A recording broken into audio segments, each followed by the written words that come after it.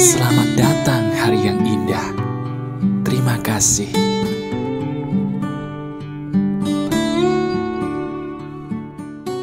Halo teman-teman, apa kabar? Ada saya kembali, Aryan Surya, sahabat baik kamu dari Pagar Kehidupan. Wah, kalau dengerin suara saya itu bisa jadi menjadi sebuah vitamin kehidupan untuk kamu ya. Entah kenapa nih, kok Mas Aryan nih kalau ngomong baru di depan aja udah buat saya jadi happy sendiri. Kok bisa sih Mas? Jawabannya sederhana. Karena ada satu hal yang mana itu jadi materi di video daging ini yang jawabannya pun bisa menjawab kenapa sih mohon maaf masalah dalam hidup kamu bisa jadi belum beres-beres. Dan kalau kamu yang lagi gak ada masalah, ini juga bisa nih jadi sebuah hal yang menarik. Menarik apa? Menarik keajaiban yang bikin kamu jadi berkata, kok bisa ya? Padahal hal ini sangat sederhana. Yuk, sekarang tanpa banyak basa-basi, saya doakan dulu dong kamu nih yang udah rela memberikan waktunya untuk nonton saya. Halo, saya doakan kamu ya. Supaya apapun yang jadi masalah hidup kamu nih, saya tahu itu berat. Saya doakan masalah hidup kamu berganti jadi kebahagiaan yang paling membahagiakan ya. Dan bagi kamu yang lagi gak ada masalah, diri kamu semakin bahagia dan ketemu dengan hal yang bikin kamu berbahagia secara penuh. Amin. Kalau setuju katakan amin Mas. Saya doakan juga kalian dengan doa yang sama. Nanti saya berikan hati komentar kamu. Silakan. Nah, bicara soal amin, kita akan membicarakan sebuah hal yang ada kaitannya dengan doa di hari ini teman-teman. Tapi bukan doa seperti ibadah yang biasa kamu lakukan. Saya tahu itu kamu sudah mahir, sudah jago, bukan itu. Tapi ada satu hal yang mana hal ini termasuk ke dalam doa. Namun ini bukan termasuk ke dalam ibadah. Waduh, ini menarik nih Mas. Iya, ini sangat menarik. Tahu nggak apa? Gini teman-teman, saya langsung aja tanya kepada kamu dan jawab di dalam hati secara jujur ya. Ini harus jujur. Saya mau tanya, pernah nggak diri kamu dalam hidup mengalami sebuah hal yang bikin kamu putus asa banget? Halo, saya mau tanya sama kamu, pernah nggak baru-baru ini atau beberapa bulan belakangan ini kok pas banget diri kamu mengalami sebuah hal yang maaf nih bikin diri kita kayak ngerasa udah deh aku berhenti aja, aku rasanya nggak layak deh. Terus kamu putus asa. Jujur, pernah atau tidak kamu merasakan itu baru-baru ini?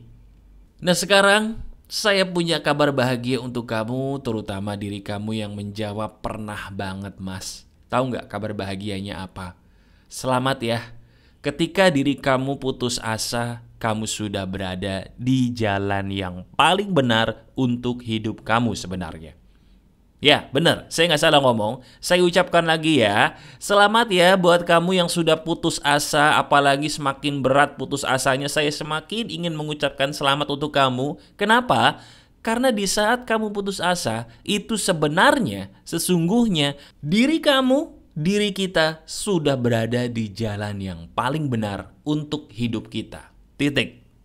Wah, Mas, ini biasa nih, pagar kehidupan gini nih, suka bikin bingung tapi nampar. Kok bisa Mas? Kenapa bisa begitu?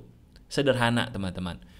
Saya mau tanya, kamu jawab dalam hati aja, kita pikir pakai logika karena ini jadi obat buat kamu ya. Dengerin. Putus asa itu apa sih? Coba ada yang tahu nggak? Putus asa itu apa? Apa putus asa? Putus asa itu perasaan sedih, Mas. Betul nggak? Salah. Putus asa itu adalah sebuah perasaan minder, bukan? Putus asa itu depresi, bukan?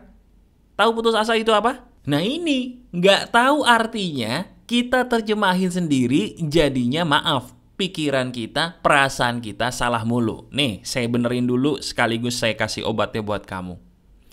Putus asa tuh teman-teman adalah asa yang diputus. Selesai. Loh iya toh? Loh kok bingung? Asa yang diputus itulah putus asa. Artinya apa? Tahu nggak asa itu apa? Kamu boleh cari di Google deh. Asa itu sebenarnya adalah sebuah harapan kamu. Ketika kita berharap, itu wajar. Tapi ketika kita berhenti berharap, kita putusin harapan, itulah putus asa. Nah teman-teman, Pernah nggak sih pagar kehidupan itu mengajarkan kamu untuk berhenti berharap? Pernah nggak? Oh pernah mas, dulu pagar kehidupan tuh pernah tuh katanya kita nggak boleh berharap mas. Jadi kita ya udah nggak usah ditanya kapan kejadiannya, bagaimana ceritanya nanti di masa depan. Udah let it flow aja mas, ngalir aja, betul kan mas? Itu nggak boleh berharap. Salah. Saya tidak pernah melarang kamu berhenti berharap. Yang saya larang justru satu hal yang bikin kamu jadi sakit selama ini nih. Iya, tahu nggak apa? Diri kamu jadi ngotot berharap. Apapun yang kita mau itu namanya harapan. Ulangi bersama saya. Apapun yang kita mau itu namanya harapan. Kamu mau makan apa siang-siang nanti? Oh saya mau makan nasi pakai tempe sama sambal mas, enak. Itu harapan. Oh iya ya, iya. Salah nggak? Enggak. Nah bagus toh. Apalagi? Saya pengen mas nanti mas Aryan nih mungkin bisa bikin buku baru. Saya pengen baca buku baru mas Aryan. Lah itu kan harapan. Oh iya juga ya. Salah nggak? Ya enggak sih. Nah berarti bukan harapannya yang salah. Karena setiap orang itu butuh harapan untuk bisa terus hidup. Setuju nggak? Iya kan? Yang salah itu adalah kenapa ketika berharap kita ngotot. Ngotot itulah yang bikin capek. Cuman tenang. Kita bukan ngebahas capek berharap di sini. No, itu sudah pernah kita bahas. Yang ingin kita bahas di hari ini adalah justru gimana sih seninya berharap supaya seizin Tuhan harapan itu jadi kenyataan buat hidup kita. Wah, ini menarik ya? Menarik, ini yang kita bahas. Nah, sekarang langsung aja. Mas, ini menarik nih. Kalau gitu gimana? Gimana caranya kita supaya jadi orang tuh ketika harapannya ada, gak banyak kecewa. Tahu gak caranya gimana? Ganti kata putus asamu jadi rehat asa. Saya ulangi, ganti kata putus asamu jadi rehat asa. Apa itu rehat asa? Rehat itu artinya berhenti sejenak. Asa itu artinya berharap, harapan itu asa. Berarti ketika saya berkata kepadamu, hei sahabat pagar kehidupan, yuk kita rehat asa. Artinya apa? Ketika kamu punya harapan, ya udah coba dulu apapun yang bisa kamu lakukan untuk mencapai harapan itu. Ketika belum berhasil, istirahat dulu ya, berhenti dulu ya sejenak, jangan langsung coba lagi. Yang bikin kita berhenti itu apa sih? Yang bikin kita berhenti itu adalah ketika kita gagal, bener nggak kita langsung cari yang baru? Bener nggak kita langsung coba lagi? Bener nggak kita langsung maju lagi? Siapa yang ngajarin langsung maju lagi? Bukan pagar kehidupan. Karena apa? Itu tidak realistis. Yang bikin kamu putus asa adalah ketika gagal, kecewa, abis itu kamu lakukan cuma 2. Kalau nggak coba lagi ya berhenti. Berhentinya berhenti selamanya. Iya nggak? Begitu kamu coba lagi nih, coba terus, gagal terus, sakitnya makin besar dong. Kecewanya makin gede dong. Di saat itulah kamu berhenti. Dan akhirnya diri kamu mencap bahwa aku adalah orang yang gagal. Aku putus asa. Berhenti deh. Bener nggak? Coba renungkan. Halo? Renungkan. Apakah perkataan saya ini lagi-lagi kamu banget? Nah itu loh yang salah. Coba dengerin saya baik-baik. Sekarang kamu lakukan beberapa hal ini ya. Ini sederhana nih. Pertama, kamu tentukan apa sih yang menjadi harapan kamu. Nggak usah jauh-jauh deh. Dalam 6 bulan ke depan kamu punya harapan apa? Tulis di kertas. Oke? Apapun harapan kamu. Ketika diri kamu berharap, memang tidak selamanya terjadi seperti hal yang kamu mau. Ada kalanya sesuai, tapi ada kalanya juga sering bahkan, maaf, tidak terjadi seperti yang kita mau. Betul nggak? Iya kan? Nah, ketika terjadi sesuatu dan tidak sesuai dengan apa yang kita mau, jangan berhenti. Tapi istirahat, rehatlah sejenak. Ketika diri kamu udah plong, diri kamu udah lega, udah oke, udah segeran dikit, baru coba lagi. Saya kasih contoh ya, boleh. Misalnya kamu nih anak kuliah yang lagi skripsian. Waduh, kalau lagi skripsian berat tuh, berat banget mas. Oke, saya kasih tahu ya. Skripsi itu jadi berat karena kamu ngotot bergadang. Bergadang itu adalah kunci yang membuat diri kamu jadi ngerasa skripsi itu berat. Percaya sama saya. Coba sekarang kamu pakai cara saya. Ketika waktunya tidur, kamu tidur. Ketika waktunya kamu harus selesai tapi kamu nggak bisa karena pusing, nggak ada jalan, rehat dulu, istirahat dulu. Entah kamu tidur, entah minum kopi, entah jalan-jalan sejenak, apapun yang bisa kamu lakukan, rehat dulu sampai kamu segeran dikit. Baru setelah segeran dikit, kamu lihat lagi skripsi kamu pelan-pelan pecahin. Pasti lama-lama kelar. Sama, itu sama, dalam hidup juga gitu. Apalagi contohnya? Oke, sekarang masalah karir dulu deh, masalah rezeki. Diri kamu lagi buka usaha. Tapi mohon maaf nih, maaf ya, ceritanya rezekinya lagi turun. Kamu lagi buka toko nih, tokonya sepi. Atau lagi buka restoran, restorannya sepi gitu kan. Kan puyeng tuh. Diri kamu sudah melakukan segala macam cara, nggak berhasil. Saya mau tanya, tahu nggak berhasilnya kenapa? Karena kamu ngotot. Iya, karena diri kita ngotot. Yang harusnya kamu lakukan ketika udah berusaha dan mentok, belum sesuai harapan ya, berhenti dulu. Istirahatkan dulu batinmu sejenak. Ngapain mas? Terserah. Bisa kamu istirahat tidur, bisa baca buku yang kamu suka, bisa nonton konten YouTube seperti ini atau channel lain yang bikin kamu happy. Apapun yang bikin kamu happy lakukan. Minum kopi dulu, minum teh dulu, atau minum yang dingin-dingin dulu bikin kamu seger. Boleh, silakan. Berikan waktu, beberapa waktu. Bisa sehari, bisa beberapa jam aja. Bisa beberapa hari, tergantung. Tergantung apa? Tergantung batin kamu. Segernya kapan? Ketika batinnya udah mulai segeran, baru kamu pikirin lagi gimana cara memecahkan supaya restoran kamu, toko kamu jadi rame. Nanti ketika diri kamu seger, percaya sama saya, tiba-tiba ada jalan yang tadinya nggak kelihatan, nggak kepikiran, kok sekarang kepikiran. Itu benar. Coba deh, pernah nggak di antara kamu ada yang pernah mengalami hal ini? Di saat kamu tenang, hal yang kamu cari ketemu. Tapi di saat kamu lagi nyari, mikirin, pengen ketemu ini, pengen ketemu itu, nggak ketemu tuh barang, nggak ketemu tuh ide. Tapi begitu diri kamu nih lebih tenang, lebih seger, loh kok banyak ide, loh kok muncul ide, loh kok ketemu barang yang saya cari. Pernah nggak kayak gitu? Kalau pernah coba deh ceritain di komentar. Nanti saya baca, bahkan bisa saya pin. Tulis. Nah sekarang, pilihannya ada di tangan kamu teman-teman. Hidup ini pilihan.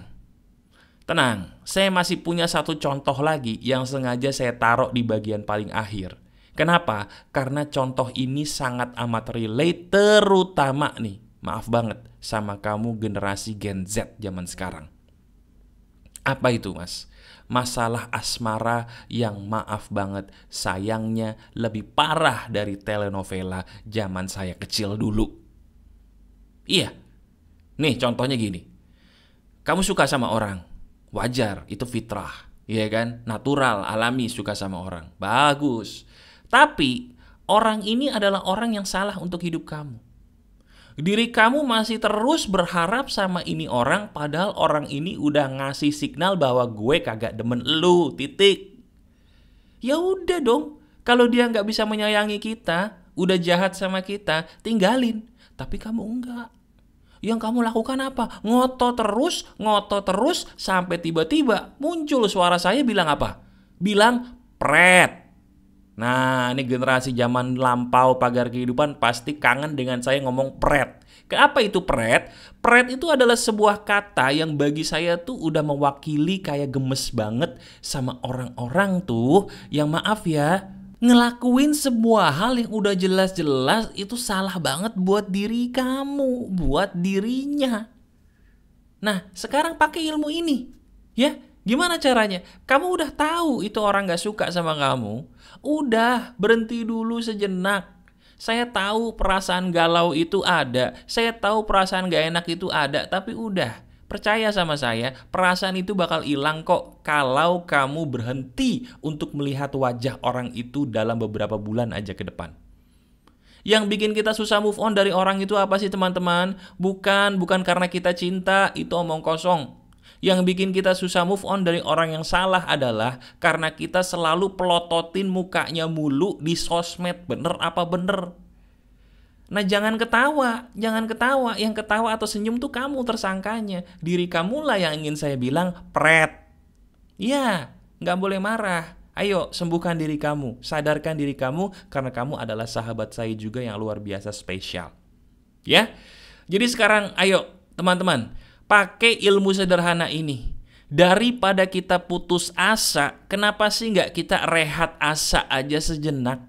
Dan kamu sendiri sebenarnya sudah paham ya, di saat kita rehat sejenak, itu justru bener loh. Setelah kita udah segeran, kok ide-ide bakal muncul. Kok skripsi saya selesai, kok masalah percintaan saya bener, kok masalah kehidupan saya pelan tapi pasti hilang. Itu dia. Karena yang Maha Kuasa tidak suka sama hambanya yang ngotot. Yang Maha Kuasa itu suka sama hambanya yang sabar dan pandai bersyukur.